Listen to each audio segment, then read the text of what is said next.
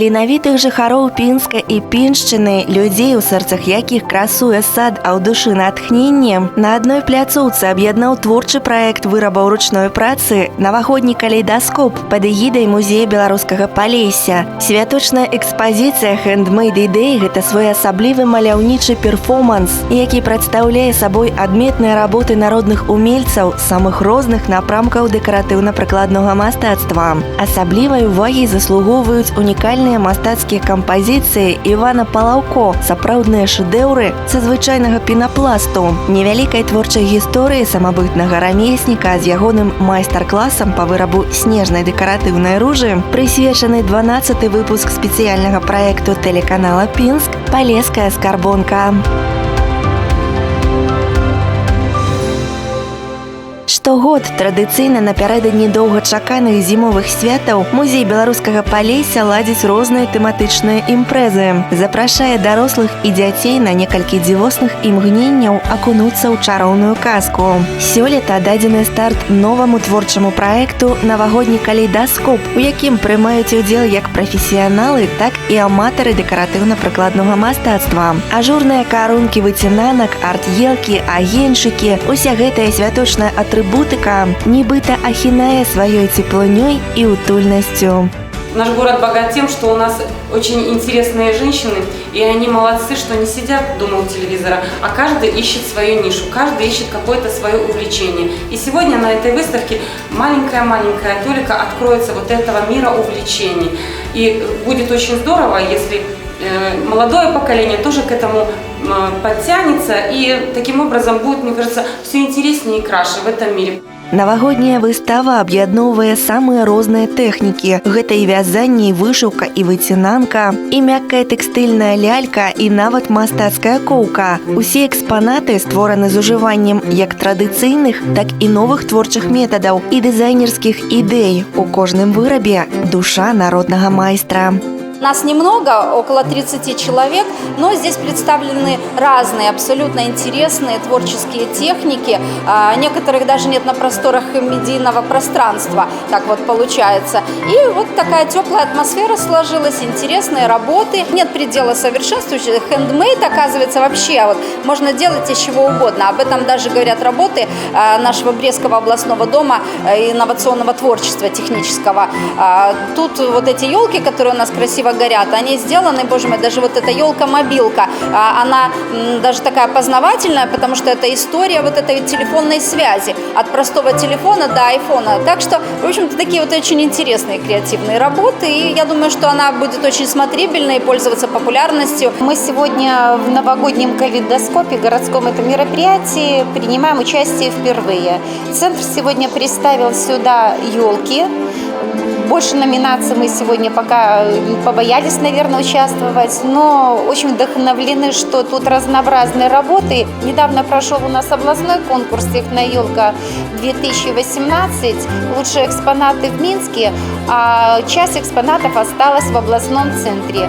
Мы сегодня с удовольствием приняли участие в Полесье и представили 10 техноелок, которые сегодня зажигаются, которые светятся, и они немножечко, наверное, украсили вот эти экспонаты, потому что они больше прикладного творчества, а у нас немножко больше технического направления. Музейны праект будзе працаваць да канца студзеня будучага года. Сярод аўтараў святочнай выставы Вольга Якімчук, Тацяна Вакуліч, Аксана Смужевіч, Алексей Наздрын і іншыя народныя умельцы палескай зямлі. Самы юны майстар навагодняга калейдаскопа Марыя Колас, васьмікласніца сярэдняй школы нумар 11. Яе кранальныя экспанаты, вязаныя цацкі, маюць асаблівую мяккасць і непаўторную прыгажосць. Научилась вязать игрушки такие недавно, позапрошлым летом меня тетя научила. Нравится делать такие игрушки всякие миленькие, зверушек этих. И нравится делать что-то такое мелкое, там вышивать что-то, вязать. Накануне Нового года особенно приятно принимать участие в таких мероприятиях и делать что-то такое волшебное. Творчасць узвышае чалавека, прымушае ўвесь час самаўдасканальвацца. Так лічыць Іван Палаўко, самабытны рамеснік, разьбяр па пенапласту, які майструе дзівосныя рэчы. Дакладнай назвы такой рэдкай мудрагелістай тэхнікі пакуль нават не існуе. Нехта заве гэта арыгамі, нехта проста пенапластыкай. Здаецца, дзе палістырол, а дзе мастацтва. Але ж бялюткія фігурныя кампазіцыі пінскага майстра літаральна зачароўваюць, а таму заслугоўваюць асаблівай увагі. К этой технике я дошел из-за того, что, проанализировав, что существуют, какие виды различных декоративных искусств, понял, что никто еще особо не работает с пенопластом, и попытался сделать работы, которые являются и, можно сказать, легкими, банальными, но в то же время изысканными в плане того, что материал пенопласт хрупкий, тонкий, и в плане изящный, и работа с ним особо интересная и увлекает тем, что если даже практически работа готова и немножко идет что-то не так, ты ломается, необходимо возвращаться обратно. Некоторых людей это пугает. Я не останавливаюсь на этом и пытаюсь продвигаться дальше, поэтому данная работа и занимает какой-то интерес и привлекает многих вот такой вот сложностью выполнения. Што цікава, Іван працуе ў сярэдняй школе нумар 3 і з'яўляецца адзіным мужчынай школьным бібліятэкарам у Беларусі. Па асноўнай спецыяльнасці псіхолаг. Безумоўна, гэты факт значна дапамагае нашаму герою ў ягонай творчасці, таму што апрацоўка пенапласту і стварэнне вытанчаных элементаў справа вельмі працяглая і неверагодна далікатная. Дарэчы, пенапластавая мініяцюрная копія друкарскага варштата Йогана Гутенберга 15 стагоддзя, створана Іванам Палаўко на рэспубліканскі творчы конкурс да 500годдзя беларускага кнігадрукавання была прызнана лепшай працай. Увогуле, пенапластавыя творы маюць сваю выяўленчую самабытнасць і ў гэтую пару адметныя тым, што нагадваюць іскрысты снег, якога заўжды так не хапае на Новы год. Спецыяльна для тэлегледачоў канала Пінск у якасці эксклюзіўнага падарунка да Новага года хендмейд-майстар Іван Палаўко прыязна пагадзіўся правесці адмысловы майстар-класс по вырабу снежной декоративной ружи. Попытаемся, например, сделать из простого пенопласта, который уже был готов выкинуться и утилизироваться на мусорках или где, и попробуем сделать вот такую вот розу, которая будет украшать интерьер или украшать помещение и греть душу людям. Для того, чтобы, например, сделать какую-то подделку, необходимо взять обычный пенопласт, сделать из него шаблоны. Шаблоны выбираются, конечно, по усмотрению. Каждый специалист и каждый мастер, может быть, использует то, что ему больше нравится. Пенопласт, который используется, необходимо, чтобы он был жесткий.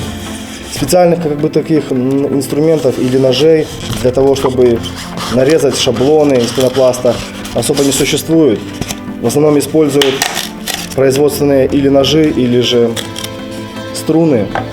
Поэтому данный пенопласт, все лишнее от него отсекается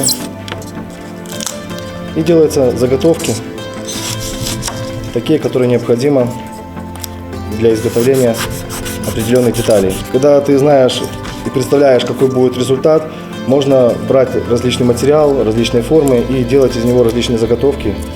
Таким образом, делать необходимо кубики, прямоугольнички, различные полосочки, которые в дальнейшем превращаться будут в элементы деталей. Сделав таких заготовок необходимо штук 5, после чего нарезаются тонким слоем, тонкими полосками. Работа кропотливая, работа достаточно аккуратная, не требующая спешки. Не всегда получается с первого раза достичь нужного результата. Делаются непосредственно такие полоски.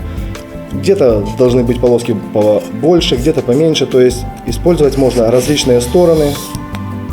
При использовании инструмента режущего необходимо быть аккуратным, соблюдать, по меньшей мере, технику безопасности. Это одно, потому что работа может быть переделана, а пальцы уже назад не вернешь. И таким образом необходимо делать из обычной заготовки, сделать маленькие кусочки. Имея мелкие детали, их необходимо еще более утончить, чтобы пенопласт поддавался более тонкой обработке. Сильных, грубых воздействий на пенопласт не нужно делать, потому что он не любит быстрого и грубого действия. Это материал вроде бы и хрупкий, но при тонкой и аккуратной работе, неспешной, можем добиться определенной формы. От тепла рук пенопласт начинает принимать различную форму и немножко поддаваться под те контуры, под которые необходимо для изготовления определенных деталей. Главное не делать быстрых и резких движений для того, чтобы не порвать и не поломать, чтобы пенопласт не треснул. Потому что, как видите, пенопласт — это такая вещь, которая буквально чуть-чуть, и она ломается. Имея определенную форму закрутки, при помощи ножа можно сделать контур того, что нам необходимо. Из данного кусочка получится лепесток, или даже не лепесток, а больше сказать листик. Листик на данном цветке.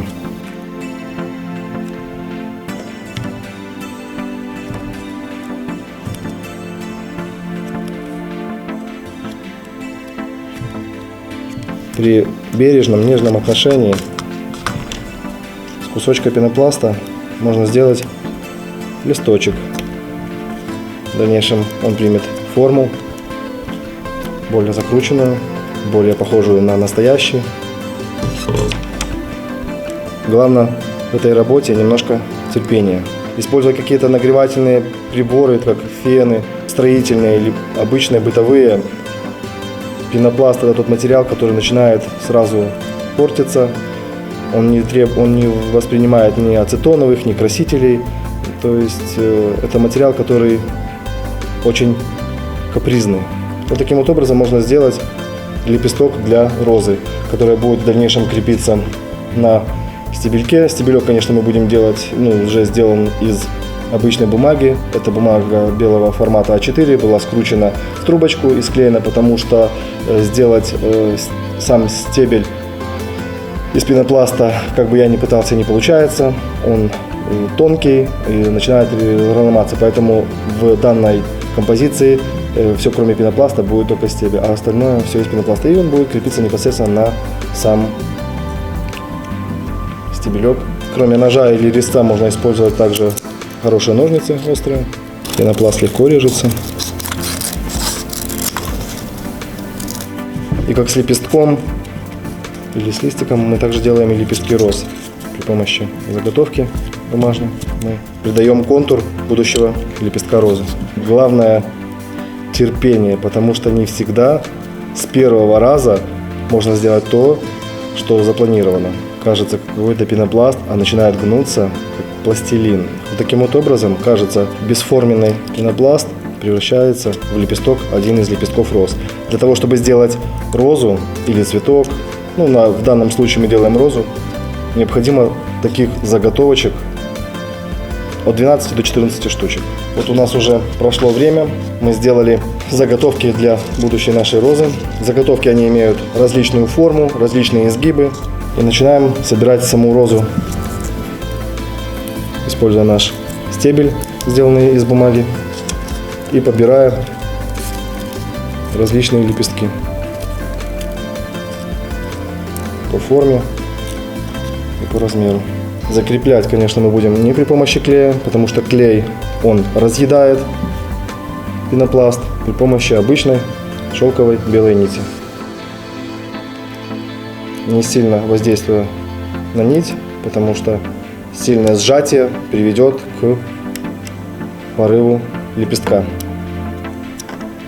Чтобы, например, где-то что-то скрепить, можно использовать так называемый жидкий пластилин. С этим, может быть, мало кто сталкивался. Просто любой пластилин можно сделать жидким. И те соединения, которые мы скрепляли, соединяем. Роза это уже не распадется, но для того, чтобы придать ей более тонкую изящную форму, мы используем жидкий белый пластилин. В дальнейшем он станет жестким, он уже даже при нагревании не станет мягким. Таким образом мы придаем розе от основания лепестков до основания стебля ровный и гладкий переход. Сделав таких 6 лепестков, придадим им сейчас форму более полукруглую.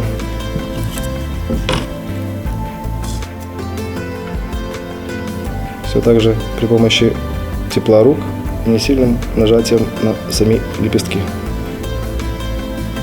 Крепятся вот эти лепестки в основании розы на тот жидкий пластилин, который мы промазали. Он еще в течение, как я вам говорил, в течение 20 минут остается еще пластичным, и он позволяет приклеивать к себе другие части пенопласта. При помощи жидкого пластилина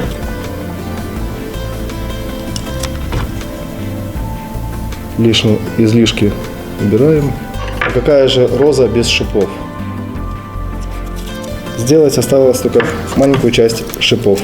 В конце работы подправляем те детали, которые выглядят плохо, более их подрабатываем, после чего, можно сказать, роза из пенопласта на наших глазах приобрела свою форму и начала свое новое существование. То есть вид как пенопласт перешел от вторсырья к произведению искусства. Такая вось бялюткая навагодняя ружа, цудоўны вынік нашага чарговага выпуску. Ювелірная праца, пагадзіцеся, эстэтычнае задавальненне. А на гэтым мы з вами развітваемся і віншуем з надыходзячым 2018 годам. Адкрывайце мясцовыя таленты разам з намі са спецыяльным праектам тэлерадыёкампаніі «Пінск» «Полесская скарбонка».